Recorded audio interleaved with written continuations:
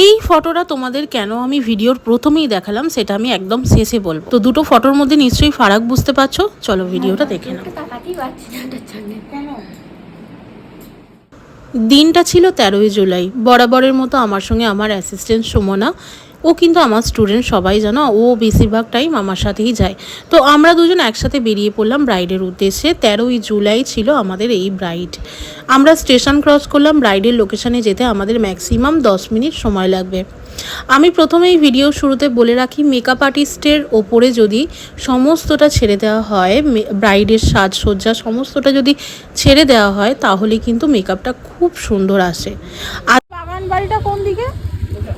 আজকের ব্রাইডের একদম শেষ পর্যন্ত কি কি ঘটেছিল সবটাই আমি তোমাদের সাথে শেয়ার করব।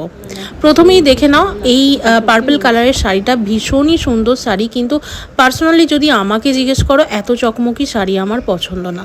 হ্যাঁ, এবার হয়তো বলবে পরবে তো ব্রাইড, তোমার পছন্দের কি আছে? হ্যাঁ, অবশ্যই তাই, ব্রাইড পরবে, আমার পছন্দের কিছু নেই, কিন্তু একটা ভালো লাগারও কিন্তু ব্যাপার আছে।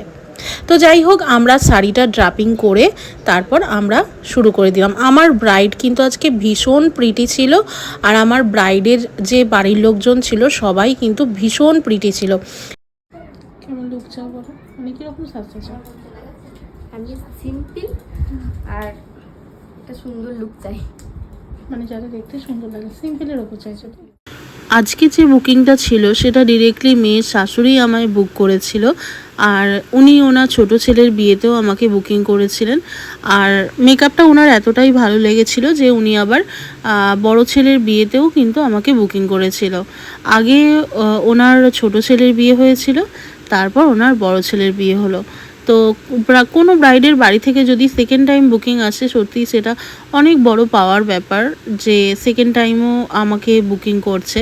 আর এখানে দেখো, লোডশেডিং হয়ে গিয়েছিল, কারেন্ট অনেকক্ষণ অফ ছিল, ভীষণ ঝড় বৃষ্টি আরম্ভ হয়েছিল। এর মধ্যিখানে আমাদের মেকআপটাকে কমপ্লিট করতে হয়েছিল, কারণ খুব তাড়াতাড়ি ব্রাইডকে ছাড়তে হবে। এরপরও আরও 3-4টে পার্টি মেকআপ ছিল।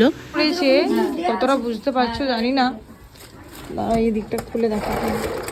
ওয়েদারটা পুরো অন্ধকার হয়ে এসেছে এখন।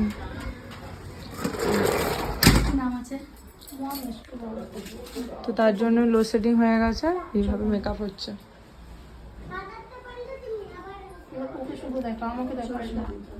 এই ব্রাইট এখনো দুটো পার্টি মেকআপ আছে, কিন্তু কিভাবে কি হবে এখন জানি না, দেখা যাক।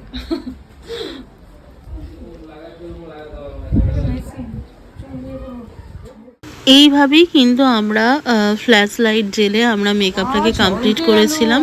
আর সত্যি কথা বলতে কি, ওদের বাড়ির লোক ভীষণ কোঅপারেটিভ ছিল, আমাদের সাথে ভীষণ কোঅপারেট করেছিল। আর ব্রাইডের দেখো আই মেকআপ স্টার্ট হয়ে গেছে। আমি ব্রাইডকে যেভাবে সাজিয়েছিলাম, সত্যি কথা বলতে এত ভারী শাড়ি, মানে হচ্ছে এত ডার্ক কালারের শাড়ি, আই মেকআপ হচ্ছে এত গর্জিয়াস, তার সাথে যদি একটু নিউড লিপস্টিক হতো, আমি পরিয়েছিলামও দেখো নিউড লিপস্টিক।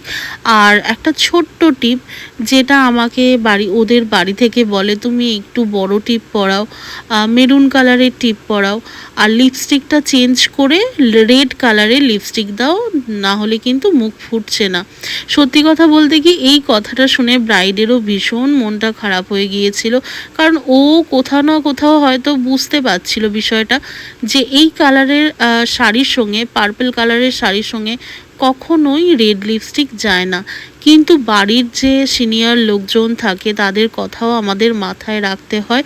তখন আমি ব্রাইডকে বলি যে আমরা আমাদের ফটো আর ভিডিওগুলো আমি একটু তুলে নিই, তারপর আমি তোমাকে লিপস্টিকটা চেঞ্জ করে দেব বা টিপটাও চেঞ্জ করে দেব। তো ব্রাইডের মন তো ভীষণ খারাপ হয়ে যায় যে আমি লিপস্টিক চেঞ্জ করব না দিদি, কিন্তু বাড়ির লোকের যেহেতু বয়স্ক লোকের কথা শুনতেই হবে, তো সেই কারণে আমি ওর লিপস্টিক টিপ দুটোই চেঞ্জ করি। এর মাঝে দেখো আমাদের একটা পুচকি ক্লায়েন্ট চলে এসছে, তো ওকে সাজানোর দায়িত্ব আমার ওপর পড়েছে, যে ওকে একটু হালকা করে সাজিয়ে দিতে হবে। তোমরা শুধু দেখো ও লিপস্টিক স্মাচ করার পদ্ধতিটা, এইটুকু পুচকি পাড়া মেয়ে, ও কতটুকু বোঝে মেকআপ সম্পর্কে, ওর অনেক নলেজ।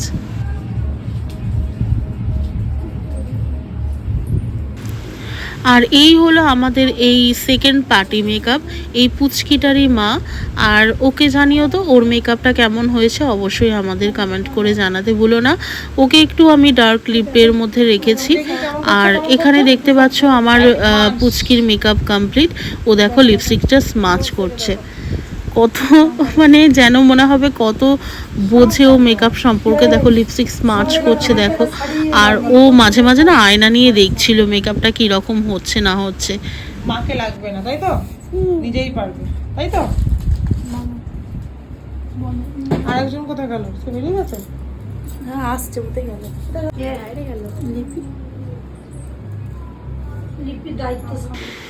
এই হচ্ছে দেখো আমাদের ফ্ললেস মেকআপটা, নিউড লিপস্টিক, ছোট্ট টিপ, কতটা মিষ্টি লাগছে না এই পুতুল পুতুল ব্রাইডটাকে।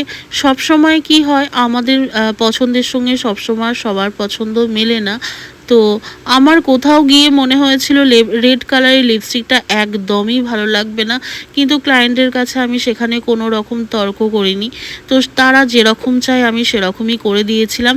শেষে তোমরা ফটোটা অবশ্যই দেখতে পাবে, দুটো ফটো একসাথে দেখতে পাবে, যেটা আমি আগে সাজিয়েছিলাম আর যেটা ওদের পরামর্শে লিপস্টিক আর টিপ দুটোই চেঞ্জ করা হয়েছিল। আর আমার ক্লায়েন্ট তো ভীষণ স্যাটিসফাইড ছিল আমার এই মেকআপটাকে নিয়ে। আর যখন লিপস্টিক আবার রিমুভ করেছিলাম, দেখতে পাচ্ছ এই যে রেড লিপস্টিক আর বড় টিপ, তোমরা একটু জানাও তো কোন লুকটাতে ওকে বেশি মানাচ্ছে।